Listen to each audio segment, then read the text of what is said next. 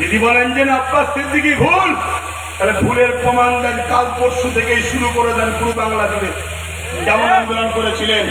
আমি ক্ষমা চেয়ে নেবো, জীবনের মজলিস থেকে ক্ষমা চাইবো, আমি ভুলছিলাম। কি ভাই ভুল হতে পারে?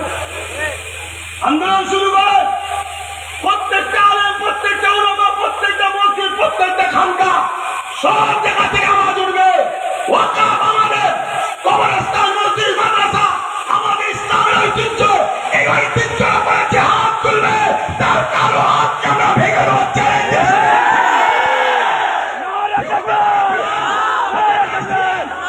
সংবিধানের উপরে সে নয়, সংবিধান আমাদেরকে রায় দিয়েছে, তার বিরুদ্ধে সংবিধানকে সামলে নিয়ে আজকে সাকরাইল থেকেও যুদ্ধের ঘোষণা চ্যালেঞ্জ দিয়ে দিলাম। আমরা হতে পারি আমরা মুসলিমীয় লোক, কিন্তু আমরা বদরের ইতিহাস পড়েছি।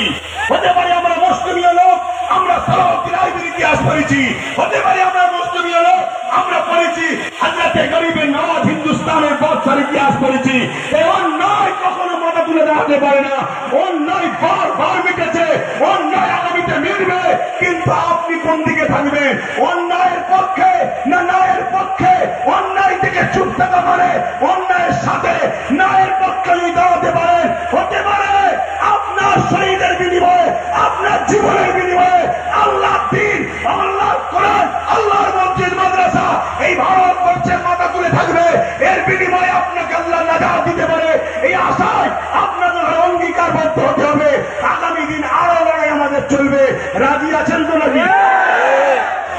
পিছিয়ে গেলে হবে না বাপ। আর 500,000